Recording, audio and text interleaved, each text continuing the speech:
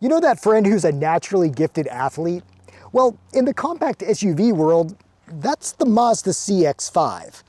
Yeah, it does the SUV stuff you want, like carry gear and operate efficiently, but among its litany of rivals, this is the one you always chose if you wanted something fun, something athletic.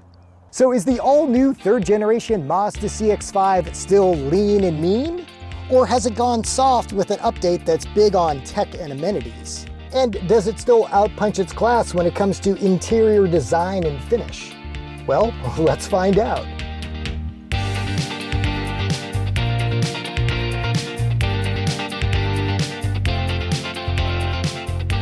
Mazda says the all-new CX-5 has exterior design tie-ins to its big brothers, the CX-70 and the CX-90, but just take one look at it and you can see that it has a familiar silhouette as past CX-5 models. Mazda says the design philosophy here was wearable gear. Is this something that you would want to try on? What isn't subjective is the new CX-5's larger size. It gains 4.5 inches in length and wheelbase over the outgoing model and is over half an inch wider. This growth in dimensions, along with the CX-5's rounded lines, gives it a squat, athletic appearance. Starting up front, you can see that the headlight design is new. It's got this nice sweeping approach. It gives it kind of that athletic feel, and there's that term again. Along the sides, you can tell that familiar silhouette. It's nice, bold, and broad. You can see the extra size really plays a factor here. And I love what they've done in back. Like other manufacturers, you now have the brand script spread wide across the tailgate. You get that nice Mazda badging, a real nice premium look.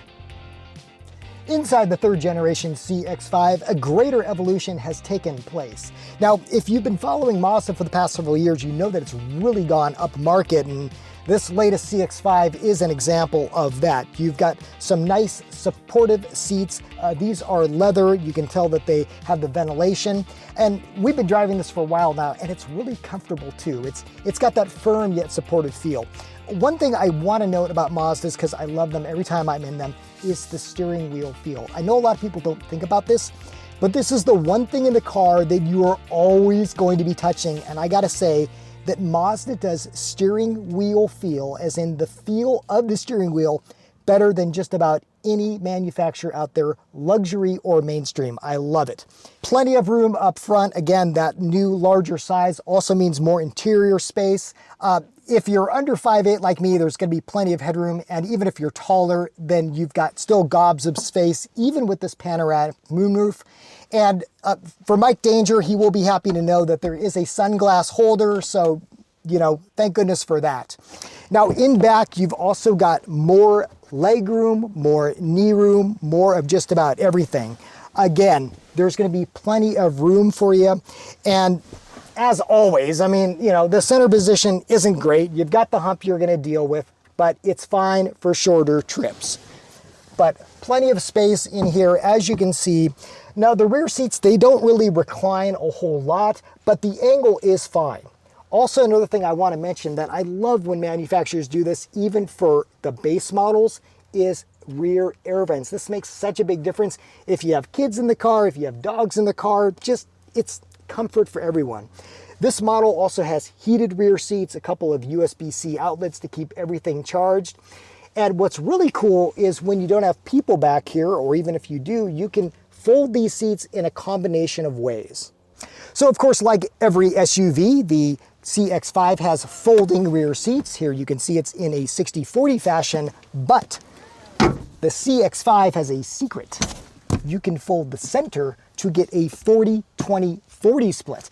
Not many compact SUVs do that, and this is a great feature to have. So you can put your skis through here, or you can just form a barrier between two squabbling siblings and kind of keep them separated.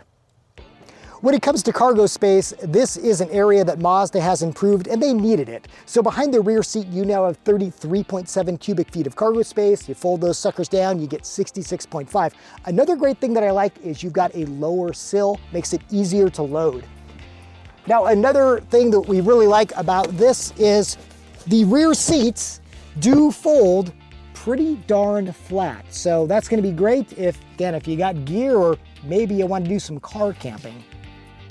Perhaps the biggest improvements in the CX-5 come in the tech department. You can get one of two touchscreens in this. You can get a standard 12.9 inch or a 15.6 inch monster that you see here. And notice I said touch. So Mazda in the past has been a little bit ambivalent about touch screens. They were partially touch or not touch at all, but this, well, it's pretty much touch everything. So Mazda's kind of raised the white flag in that department. Now you can have your own thoughts on whether you like touch or not in place of dials, but what I will say is this thing is very responsive. The Google built-in system works great. You can see that I'm pinching and I'm zooming. I'm doing all the things that you would do on your iPad or your iPhone. Now what you will see here anchored at the bottom is these icons for common functions, and yes, one of them is climate. So love it or hate it, you're going to be using your fingers to adjust things like temperature, fan speed, etc. Again, it is very responsive, but if you don't want to use your touch at all, Mazda is really emphasizing voice commands in this. So you can say something like, hey, turn up the temperature, and it will do that. Also coming, not present, but when Google launches its Gemini AI, well, that will be in this car as well. Again, we don't have a precise date for that, but Google is to be rolling it out soon. And when they do, you'll get Google Gemini AI in your Mazda CX-5. So Google built-in is a big foundation of this car, but of course, wireless Apple CarPlay, wireless Android Auto are also included. You also get a wireless charging cradle here, really convenient.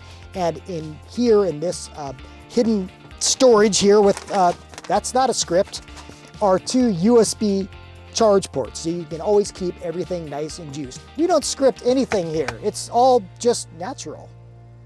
You see this thing here? Well, I'm looking at it and it's looking at me, and it'll be looking at you too. And it's doing that for a reason. It's seeing who's driving the car, and it'll adjust the profiles accordingly.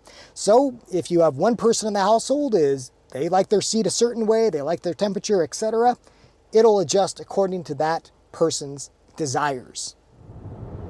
Okay, so no, we are not getting the turbo engine that was offered in the previous generation CX-5, which leaves us with one powertrain choice for 2026. That is the naturally aspirated 2.5 liter four-cylinder, making 187 horsepower and 186 pound-feet of torque. What do those numbers mean? Well, it means the power's fine. Now this is a familiar powertrain, but it's a snappy powertrain. We don't have a CVT transmission here. We've got 6 real cogs, and they're great. Something I've always loved about Mazda vehicles is it's almost like they're intuitive in which gear you want them to be in. And of course, if you do want to select your own gears, you've got these paddles right here on the steering wheel. So that's easy enough to change. There are some drive modes. You can put this into a sport mode. Yeah, it makes shifts a little bit faster. There's also an off-road mode, which we're not trying on these roads. But even in normal driving mode, the thing is just snappy. I mean, again, it's athletic. You combine that snappiness with this chassis that is just fun to drive. I mean, for an SUV, look, buyers aren't going to be ringing these things out on canyon roads like we're doing here, but we are, and it's fun. It's not protesting at all. All-wheel drive is standard, just as it is with every other Mazda SUV. Now, as for fuel economy, well, it is taking a little bit of a hit here compared to last generation. Last generation, you had up to 28 miles per gallon combined. This one, you got 2 lower. It's 26 mpg combined. Even though it's the same engine, well, the car has grown. It's probably gotten weightier, so it's going to take a little bit of hit there. Now, if that is a big deal for you, there is some good news on the horizon. 2027 is going to bring a hybrid powertrain. Now, again, we don't know anything about this hybrid powertrain that's coming, but it is coming. And if we can take some clues, the CX-50 offers a hybrid powertrain, one that was shared with Toyota, and that one gets 38 mpg combined. Now, this one is supposed to be in-house from Mazda, so a lot remains to be seen, but it's probably not going to do any worse than what is currently available in the CX-50. So we have got some really curvy corners here. We're just coming out of San Isabel. nice windy mountain roads. And again, I mean, for an SUV, it really is the athlete of the group. I cannot think of another mainstream SUV that is this much fun to drive. Look, here's the reality. Compact SUVs, you throw them into corners, yeah, they'll do it, but they're not going to enjoy it. And you're probably not going to enjoy it behind the wheel doing it. But with a Mazda, you do. And that is just so true. The CX-5 has always been that way, going back to the first generation that even offered a manual transmission. That was an absolute hoot to drive. So even though the latest version, it's bigger, it's got more tech, it's got more amenities, it's still fun to drive. It really is. Okay, so why is this fun to drive? Well, a lot of it just comes down to suspension tuning. This is not a soft ride, you know, something super cushy. It's on the firmer side. And what that helps with is just maintaining stability on the road, keeping this thing really buttoned down. So real world example, we've got a turn coming up here, nice long sweeper. We are just going to get into the throttle and there's no protesting. You don't hear the wheels squealing, you don't hear any body motion that's saying, I'm not liking this. No, just the opposite. It's kind of saying, hey, give me more. Another great thing that Mazda does right is it comes with a full suite of active safety driver assist systems. The last one had it, and this one does too, and even more. All the good stuff. Of course, there's automatic emergency braking. Of course, there's lane keeping assist, adaptive cruise control. A new feature on this 2026 Mazda CX-5 is that it has automatic lane change, which is really cool. So when you're using the adaptive cruise control and the lane keeping assist, all you have to do is flick your turn signal and it will automatically change lanes when it is safe to do. Really convenient. Of course, you also got blind spot monitoring. You've got lots of different camera angles. And for the first time in a CX-5, you have automatic reverse braking. Guys, I can't tell you how important this is. If you have ever backed up and nearly hit something, that could be really, really scary. This can help prevent that.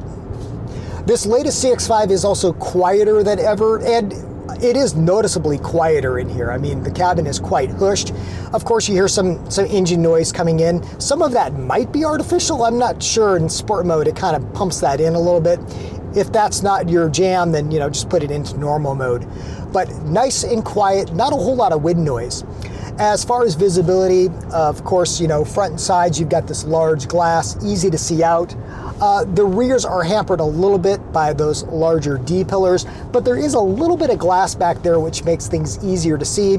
Of course, with blind spot monitoring, that can help avoid some problems too. So is this latest third generation CX-5 still the athlete of the class? Well, yes. Plus, you also get more room, more tech, and more amenities, all at a great price. I don't know, rivals, you better watch out because the jock just got smart.